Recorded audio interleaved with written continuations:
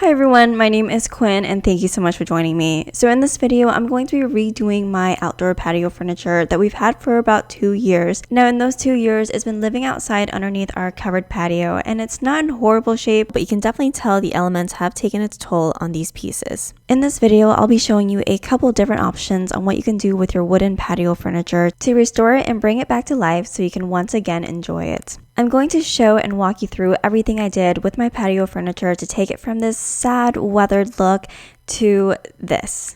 Now, just a disclaimer, this is my first time redoing patio furniture, and this whole process has been a learning experience for me. I picked up a lot of information and tips and tricks along the way that I found really helpful with my project, and by sharing them with you, I hope that they'll help you with your project as well. Okay, so without any further ado, let's just jump into how I restored my outdoor wood furniture. So the first thing you want to do is clean your furniture, and you want to do that by removing all of the cushions and using a detergent on it to get rid of all of the dirt and the spider webs and everything that was on it. I am using a teak cleaner and brightener because I thought I had teak furniture, but more on that in a little bit. Regardless, this cleaner actually does a really good job cleaning wood furniture, so it worked out well for me. To clean, you'll also need a scrubbing brush, such as one like this. Some steel wool or a sponge with a scrubbing pad works really well for this as well. We cleaned our furniture based on the instructions on the teak cleaner and brightener, so I'm just hosing down the furniture to get it wet. So you can either use the cleaner directly on the wood for more serious jobs, or you can dilute the cleaner with some water in a bucket and use that to clean your furniture as well. We tried it both ways, and I really like the bucket method because you don't waste as much of the cleaner, and our furniture really wasn't that bad to really need to use the concentrated form. And once you're done scrubbing your furniture, you want to thoroughly rinse off the detergent. You don't want the cleaner to dry onto your furniture, so try to rinse it off while it's still wet. And here's a closer look at just how well this cleaner works. It is amazing, as you guys can clearly see. After cleaning the wood pieces, I went ahead and cleaned the cushions. I did this by spraying them down and then mixed a solution of dish soap and water. And this was just what I had on hand. If you have a better solution, by all means, do that instead. I then used a sponge with a scrubbing pad and that same scrubbing brush, and those worked really well to get these cushions super clean and closer to how they used to look. Okay, so remember when I said I thought I had teak furniture? Well, it turns out I don't, which is why it's really important before you move forward to examine the furniture and determine exactly what type of wood your furniture is made out of. Luckily, we ordered this from Amazon, so we were able to look up the original listing, and it was only teak finished, not teak wood. However, we did find out that this was made from acacia wood, which is another hardwood, which is nice because it's still durable. It's just not as high of quality as wood such as teak or eucalyptus. Another thing that's important to establish is whether or not the furniture already has a finish on it. Now, I'm pretty new with woodworking, so I didn't realize that the different tones on our furniture meant that there was a finish on it. I just thought that the wood was in better condition, and that's why it was still darker. I was wrong. But I hope that you can learn from my mistake and not waste valuable time like I did. Okay, so now we can move on. If your furniture doesn't already have a finish on it, you can go ahead and oil it, stain it, or treat it however you'd like to suit the look that you're going for. As you guys can see, I originally decided to use a teak oil on my chairs. For high quality hardwoods, oils such as teak or Danish oils are great options to use. They are incredibly easy and not that messy to apply. They bring out the natural beauty of the wood, and they're really wonderful at finishing and protecting the wood from the elements. In addition, the maintenance is a lot easier because in the future, all you have to do is clean the furniture and apply the oil again, which is why I chose to apply it as a finish for my chairs, and also why I thought that this project was only going to take me 2 days. Spoiler alert, it took me closer to 2 weeks. So for those who are interested in this technique, all you have to do is apply it using a foam brush like I am using here. Let it soak into the wood for a few minutes and then wipe it off with a clean cloth or rag. And that is pretty much it. So as I mentioned before, I messed up on this project, and here is exactly where I messed up. My first mistake was not realizing there was already a finish on my furniture before applying the oil.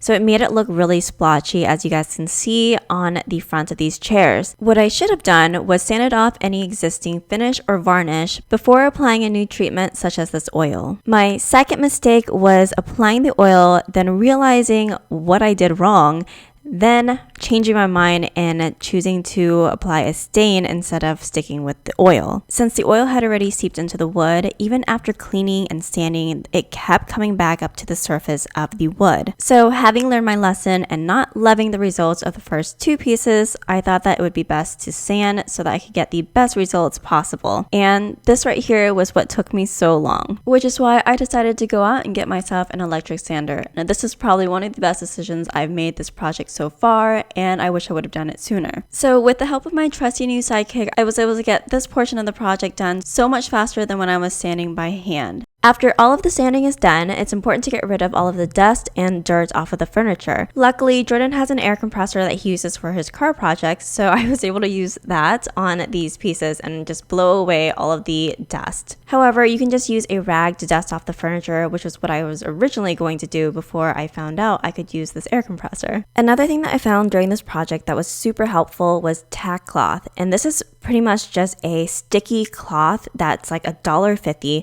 but what it does is it picks up all of the dust and dirt that's left over even after wiping off the furniture initially.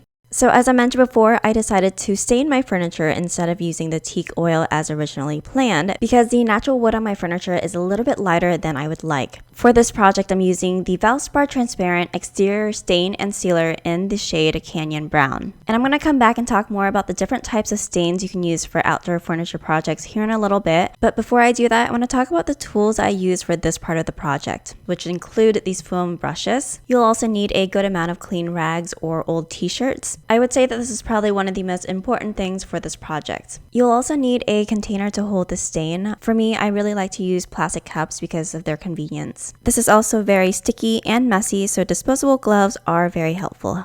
To get started, give your stain a quick stir and pour it into the container. Just a quick disclaimer, this is my first time staining anything, so it was a learning process for me. But for me, what I found to be the most effective method is to apply the stain and then immediately wipe it off with a clean rag. I didn't use a wood conditioner, which I regretted and would totally use one in the future, but because I didn't use the wood conditioner, this made the wood soak in the stain a lot more unevenly, making it kind of splotchy. And the longer I left the stain on the wood before wiping it off, it made the splotchiness and streakiness even worse. Another thing that you could do is apply this with a rag, and so you're not putting on as thick of a layer so that the excess stain doesn't have a chance to dry before you're able to wipe it off. Another tip that helped me was to work on one or only a few pieces of wood at a time and to try to stay with the grain as much as possible. As you guys can see here, I overlapped the stain on this portion of this table, and even after wiping it off and going back over, it ended up looking really uneven. So there is a bit of a learning curve, and it does take a little bit of time to get used to, but as I continued on with this project, it did get easier. Alright, so let's go back and talk about the different stains that are available and how to find the right one for your project. First and foremost, there are interior and exterior stain. Exterior stain are formulated to better withstand the elements and include UV protection from the sun. The next thing to consider is the stain transparency. This pretty much refers to how much of the grain in the wood you want to see underneath the stain. The different types of transparencies are transparent, semi-transparent, semi-solid, solid, and then some companies also offer clear, which is pretty much a waterproofing sealant. And then the last thing you want to consider is what color or tone you want your stain. Since a lot of exterior stains are formulated with sealer in them, there really isn't a need to add sealer on top of this, especially if you like the more matte look. So that brings me to the next part of this project, which is the varnish. And as I mentioned before, this is completely optional. It just depends on the type of look you're going for. The varnish I'm using for my project is the Helmsman Indoor Outdoor Clear Satin Spar Urethane. Now, spar urethane is tough enough to be used on exterior pieces, unlike polyurethane. One thing I want to point out with spar urethane is it is extremely sticky and pretty difficult to clean.